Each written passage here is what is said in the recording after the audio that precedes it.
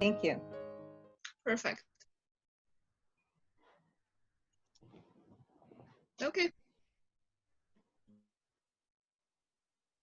So you will let me know when to start. You can start. Oh, I can start. Okay. And I will try to stay on time.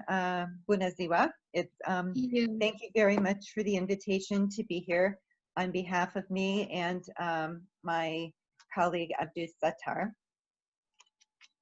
So since the theme of the conference is core values and social action, I'm going to be focusing on the core value of our academic medical center and how we enacted various measures to try and reinforce this and promote it. So one of our core values is to increase our knowledge, understanding, presence, and celebration of diversity at all levels of the School of Medicine. And this is, we define diversity actually quite broadly.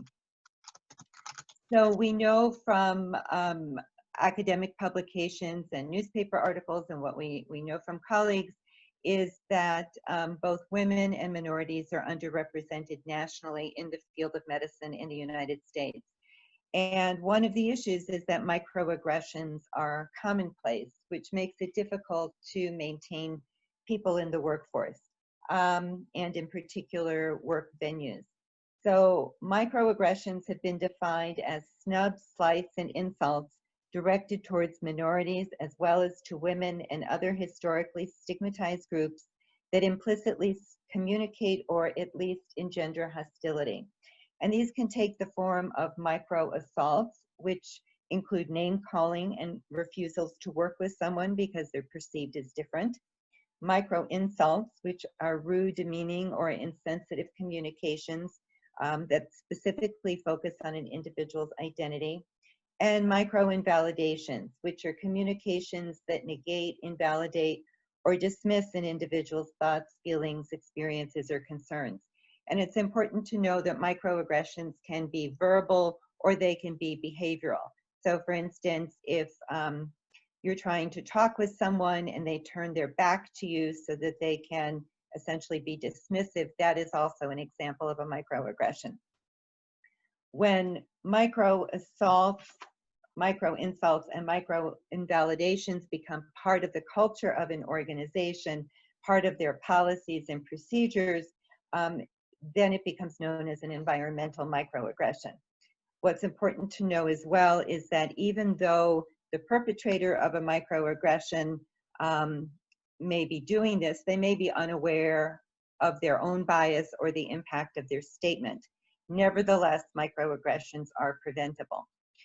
So one of the things that we thought was important was to really assess the prevalence of microaggressions in our academic medical center if we wanted to move forward and really promote this core value.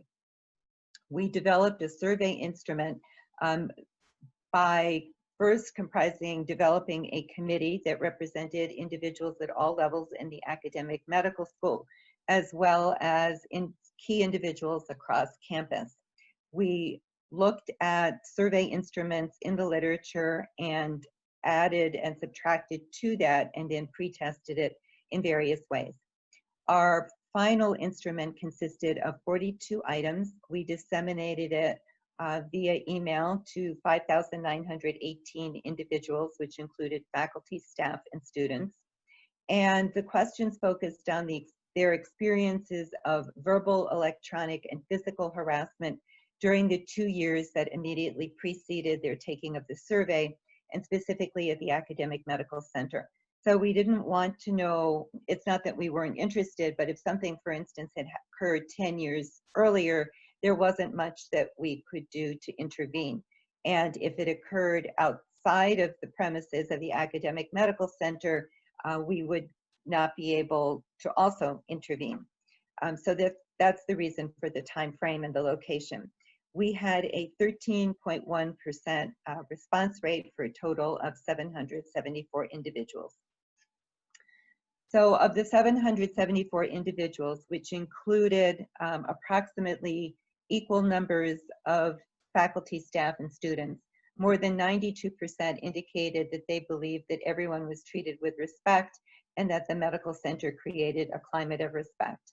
However, slightly more than 1/4, or 201 respondents, reported that they had experienced verbal, electronic, or physical harassment. We found that verbal harassment was associated with being female, with being minority, and with being a student. Physical harassment was also associated with being female. There were 5 qualitative themes that we found from the comments that people offered. The first is that microaggressions are committed at all levels, and individuals at all levels are targets.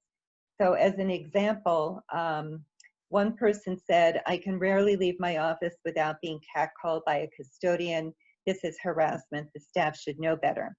Someone else said, "My own experience is to walk down the hall and say good morning and get looked at like you're the plague." And that was a comment by someone who self-identifies as a minority. The second theme was that additional programming, more nuanced program, was needed to address bias. So as an example, one person said, "My office may need diversity training and sensitivity classes, and faculty staff have to come in with an open mind for these classes and not take offense to everything. It is very frustrating that my voice seems to not be heard." The third theme suggested that at least some people felt that there is a systemic bias in favor of white men, particularly with respect to the recruitment of faculty, the salary levels, and receipt of awards. So as an example, a person who self-identified as a heterosexual female said that they had been told by a professor, "I don't want you to go into neurosurgery, I want you to get married and have babies." Another person commented, "How come only one basic science chair is female? Underrepresented minority chairs. Seems that the same few white straight men in leadership positions make all of the decisions for the academic medical center." A number of individuals indicated that they feel blamed or falsely accused of discrimination. One person said, "To clarify on the question about harassment, while at this academic medical center, the one time I have felt overt harassment on the basis of gender, when I as a white male was falsely verbally accused of gender discrimination for an action that actually I had not even instigated, but was nonetheless blamed for, and in the course of that was accused of gender discrimination." A minority of people, but still one of the themes in our qualitative responses, was that there's too much emphasis on diversity. One individual said, "I will respect everyone that walks through my door and treat them with kindness, but being forced to accept and be trained in something that goes against my beliefs to me is discrimination in itself, even though I am considered a majority." So in order to further our core value, we implemented 4 additional actions within the medical center. First, we revised our search procedures for senior administrative positions and many faculty positions in order to increase the diversity on search committees and increase the likelihood that the venues for advertisement of our positions would be more likely to target women and minorities who were qualified. We also developed and disseminated a holiday calendar that included secular holidays, diverse religious holidays, and then just some fun holidays. And this was done on a monthly basis during the first week of each month. We also developed school-wide annual awards to both staff members and faculty members for diversity and inclusion efforts. Anyone could be nominated. There were criteria for each of these awards. There was an ad hoc committee that was formed each year to decide among the nominees in terms of who would actually receive the award. And I think it's important to note that each of these awards came with a check. So it wasn't only recognizing people, but it was actually rewarding them financially for their efforts. We also initiated and conducted a diversity strategic action plan, which included focus groups and surveys and town halls across the academic medical center. The resulting Diversity Strategic Action Plan, which is to be effective from January 1, 2020 through December 31st, 2024, enunciated 4 major goals: to enhance the overall climate, to reflect, promote, and welcome diversity, enhance our curriculum and training opportunities at all levels of the medical school, to improve and expand the content and format of diversity training within the context of professionalism, and to enhance the diversity of the academic medical center and diversity-related functions. So the changes that we implemented actually exemplify microaffirmations, which are examples of behavior that recognize, validate, and reward positive behaviors consistent with our expressed value. And they also provide evidence that an institution can take positive steps to further their core values. What has become clear through this process is the need for broad-based support and leadership modeling.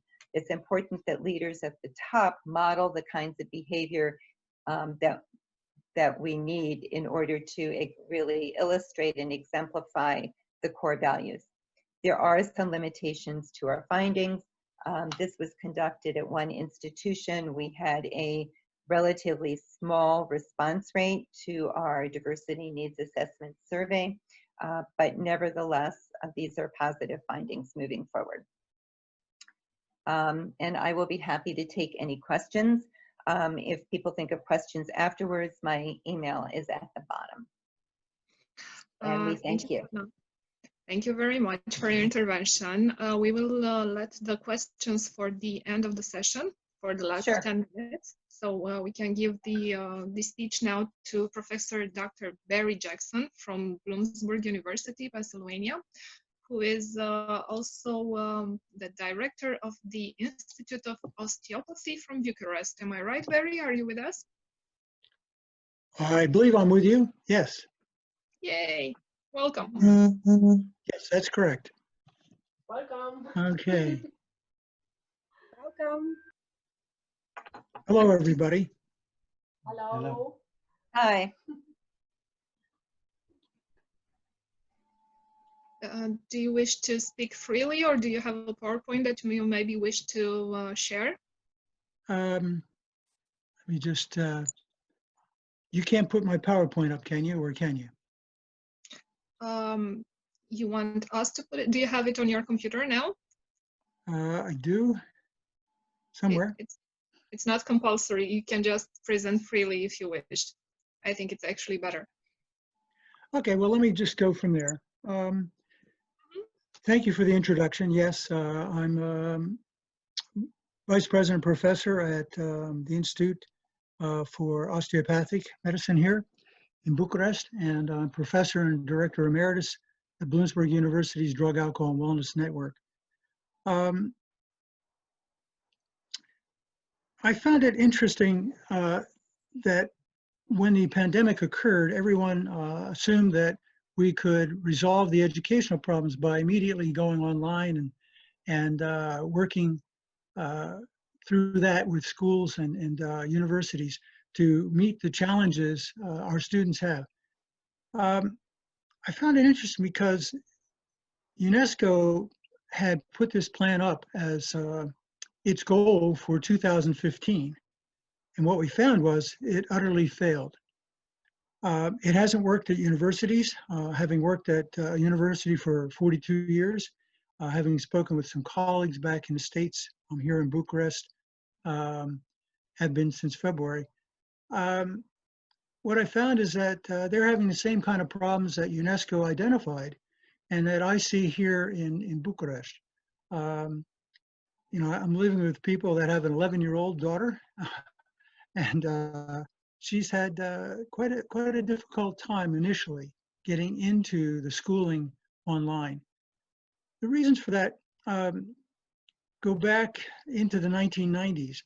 There was an assumption made that if we provided open educational resources and open educational practices online, available to everybody, and this was UNESCO's assumption, that we would somehow miraculously do away with inequities. And those inequities in the educational environment would do away with the poverty that we see in parts of the world, because people would know more and they'd be able to advance themselves and increase the really their financial position. What we found was that most of the resources and practices were directed not at primary and secondary schools. They were in fact aimed at postgraduate studies and professional studies. So what we saw was the enormous amount of resources put in by companies like IBM and Google and other corporations of massive size was personal development, continuing professional education. Many of us in the professions use it all the time. I do. I go online and find the courses I need to keep my license in the state of Pennsylvania, my national board certification. Well, that's wonderful for me, but it really did not meet the needs for which it was originally planned. So those poverty-stricken countries, countries of less means, students of less means, families with less access, simply were not helped in any way. And we see the research going back to 2003 with Norris and others showing this as a problem, and yet we've done nothing about it. My own university system pushed very hard for online education. The union fought back, the faculty union, but not because of the reasons you would expect, but because they felt that the educational quality would go down. What we found is, in fact, that educational quality doesn't go down necessarily, but availability doesn't mean accessibility. Well, I spoke with someone in a state university in New Jersey and found that when the COVID shut down New Jersey schools and universities, they all went online. They had online systems in place, and they thought this is going to be easy transition.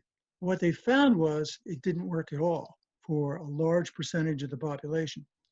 In one developmental education writing class, which is largely a minority, largely Hispanic first language speakers, they found that 28% of those students had no access at all to the university courses.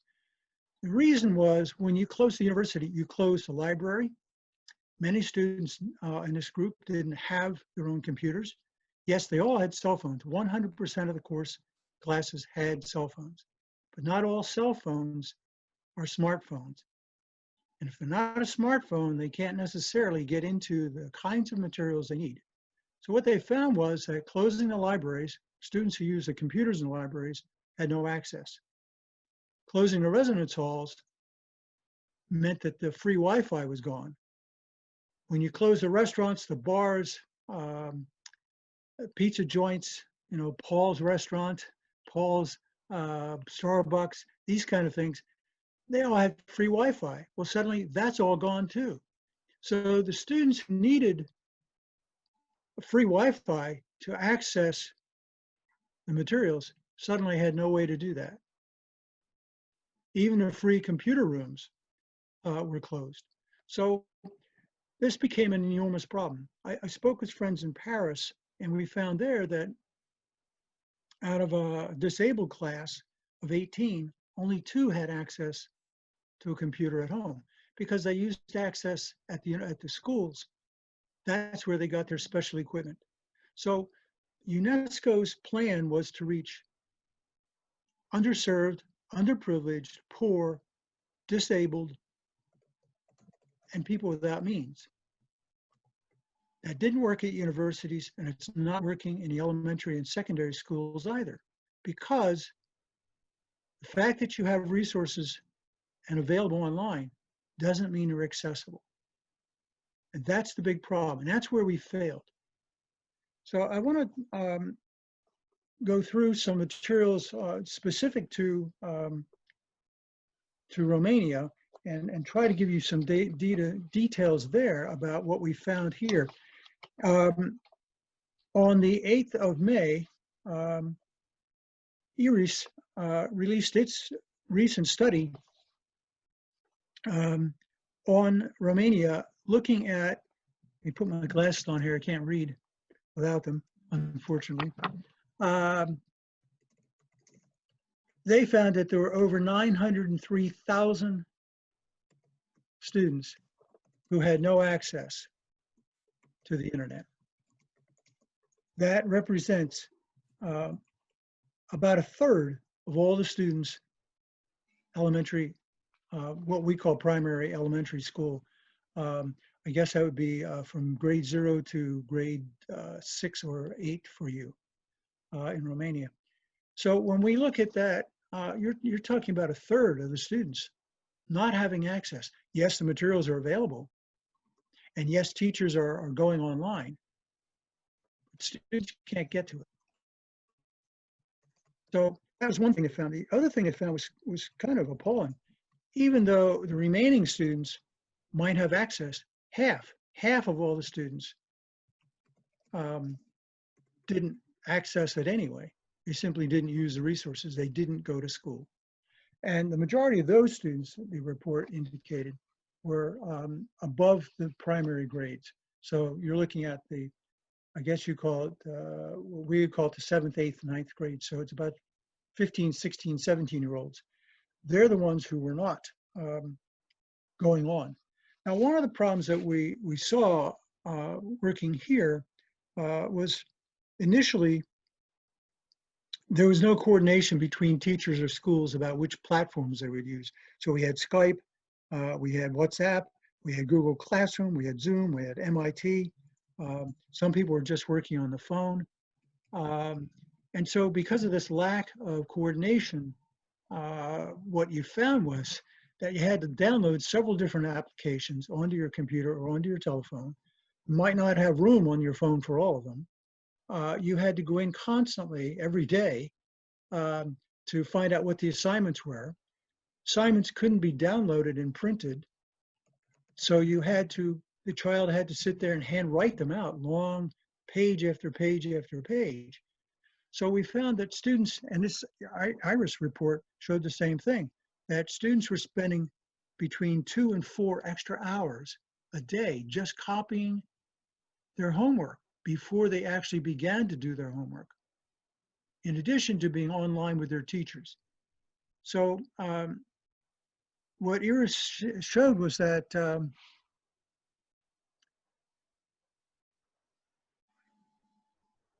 I'm looking for it specifically here.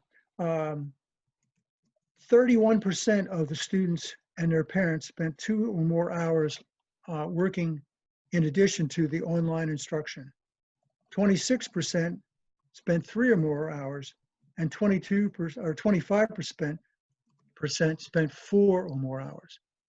An additional 22% of the students had contact only twice a week with their teachers. So what we see is a real disconnect between what's available and what can actually be accessed by the students. So I think as we look at online education being a savior for a COVID situation or any other tragedy that might occur in the future, I think we have some real things to reconsider. Until we can put access above availability, we're going to continue to fail, I think, in this online educational structure. 70% of parents concluded that they were doing far more work with their children than they ever had, and they felt that was pretty good. However, while parents were spending more time, teachers were spending less time. Only 38% of children in the 5th grade through the higher grades actually met with their professors during the week, only 38%.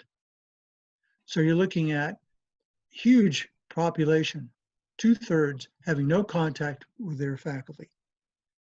So let's look at something else as well. 52,000 families, households in Romania have no electricity. 52,000. If they have no electricity, they have no internet. They have no way of charging a cell phone if they have one. They can't go to the local store and charge it because that's closed. And unfortunately, 92% of that group are Roma.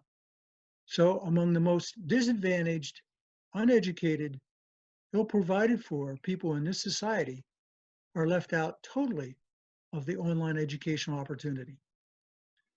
Bucharest School District, one of them, I won't mention which one, proposed that they buy and provide cell phones for all the children.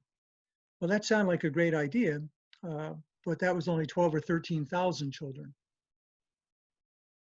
There are over 900,000 not having access. Secondly, once they got the phones, the question was, were they adequate for doing the job? And who would pay for that? How would they get them recharged? Who would pay for the online services? So a lot of questions, I think, need to be addressed. And my concern is, yes, we might have another COVID pandemic kind of situation, but crises always arise. We might have an earthquake here in Romania. It's been known to happen. How about a weather event? In the United States, we have tornadoes. How do we address continuing online education for these situations? I don't think we have a national plan in the United States. We don't have one in France. I don't believe Romania has one either. And I think COVID, for me, brought this to my attention, really, to say we need to be looking at how do we address crises of this nature in the future? Do we have a plan? And my conclusion is we don't. We're really not doing well. So there's other data on the website, on my my PowerPoint, my email address is there as well. Feel free to access that. Write me questions if you don't get a chance to ask them today. I know I went through this quickly, but I'm trying to stay within that 15-minute window, and I think I'm at 14 minutes, so I'll shut up. Yes, you actually, Thank you very much. Thank you very, very much, and it was right on spot, which gives us 10 more minutes until the end of the session, so we can have discussions with both of our presenters. So everyone who wants to address any questions to either Sana or Barry, please feel free to.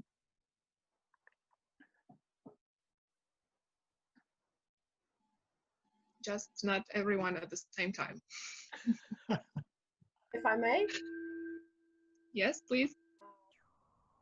First of all, hello. I am very happy to meet Professor Sana Loue, finally. We've just emailed each other until now, and I am totally delighted to meet Professor Barry Jackson again. Good Hello. to meet you. Good to see you again. And Lana, it was nice to listen to you. I appreciated it. Thank you. It is not basically a question, but it's more of an issue that I raised for both of the speakers. While I was listening to both your presentations, I kept thinking about something that Professor Antonio Santos says in a book that is inches away from being published. It's about bioethics and crisis, and he's speaking about two Romanians, or a Romania of two worlds. And I was listening to Dr. Loue and to Dr. Jackson, and I was thinking that we're actually dealing with two Earths. And I will start with Dr. Jackson's presentation first. On the one side, you were speaking about children who do not have access to digitized education. We have then the digital smart and the digitally smart, and then the undeveloped digitals. We also have teachers, usually people who are not digitalized are people over a certain age. most people over a certain age are more likely to be undeveloped digitally.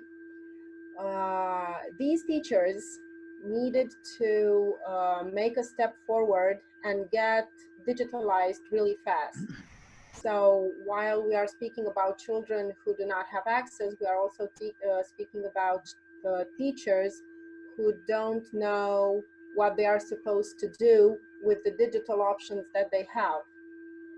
So we are speaking about two worlds, I think, in both cases, and I would really love to hear Dr. Jackson's comments regarding the teacher situation. Yeah, that's a good point, Dr. Widu. The concern in my, I address that concern in my full paper. Neither the teachers nor the parents, in many cases, are digitally educated. If children need their parents' help and the parents don't know how to do it, everybody's at a loss. Certainly, one of the things I pointed out in the paper is that schools need to have technology teachers who teach the teachers how to use the technology, basically. That's a part of the plan. They really need continuing education and ongoing education. And you're right about a certain age group. Anna, with whom we've worked here, is far more capable of getting on and figuring out some things than many other people, because she does have a tablet and she does have a cell phone. But many people don't have that access, and the less means you have generally means your parents have less skills in those areas too, so they're not digitized. So if you're looking at the underprivileged, remember the parents probably are underprivileged. And I also want to say, even if they could get the access, I've looked at some of this homework, and some of the homework may be something that parents can't help with. I was helping with mathematics and geometry. And the problem is, it's not that I don't know mathematics, I teach statistics and research. The problem is the way in which you approach it is different. The symbols you use are different. So when I'm instructing Anna on how to do something, she gets confused because it's not the way, the system you use in simple math. You use different terminology, you use different symbols. And that struck me because I never realized that. Oh, I realized the numbering system is different. You put a line through your 7 and your 9 looks a little different. I've adapted to that. But the point I'm getting at is that there's enough differences that it was difficult for me. And I know the systems, I know mathematics. What about parents who aren't educated? How are they able to help their children? And I have a concern about that.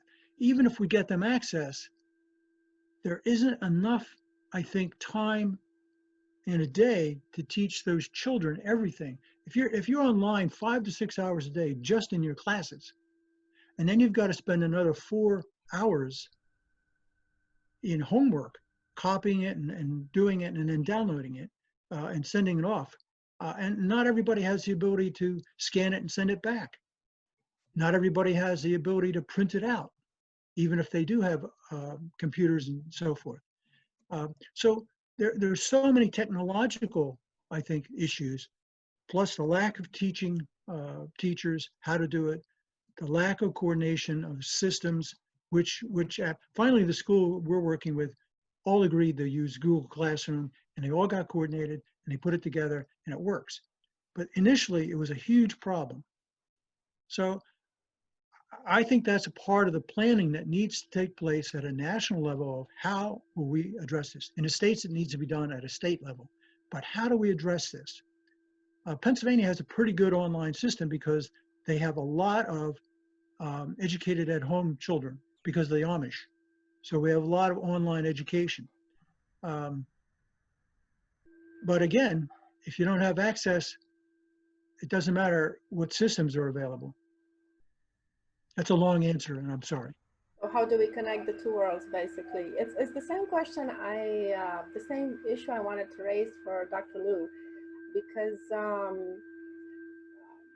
I got stuck on one part of your presentation where you said that some of the respondents declared that there is too much emphasis placed on diversity. Yes. And I was thinking that in culturally diverse societies, people tend to get used to diversity. So when a minority comes up, they tend to integrate their values. They are more likely to integrate their values in the day-to-day life. But then again, we have the societies where diversity is rare, it's scarce. And people coming from these societies constantly fuel this issue of integrating diversity, integrating diverse values into the common core values. When people from these communities reach the communities where diversity is on a larger scale. Again, we're speaking about two worlds and the clash between two worlds. So I would like to pick your brain about that. To interrupt, No, we only have literally 2 minutes left before Zoom closes us. So we would like to give Sana the opportunity to answer. Thank you. I will try to answer very quickly then. So I agree. I think that there are multiple realities here. And in my mind, a lot of it goes to respecting individuals and recognizing that we are all part of a greater whole. So to give you an example, whether it's a very diverse society or minorities really constitute a numerical minority, one of the really basic ways of recognizing and respecting diversity is to recognize different people's holidays. I know in my own institution, there have been issues because leaders have planned important meetings for very religious holidays. So the same way that one wouldn't think of asking people to meet on Christmas or Easter or New Year's Day, why would you plan a holiday involving the entire university on someone's holiest religious day, right? And that's very basic. The idea that people should be able to say whatever is on their mind, regardless of the impact on somebody else, suggests that some people think they have all rights with no responsibilities. And I think there is a corollary to rights that we also have responsibilities. So while we all need to develop resilience, we also need to develop respect for other individuals.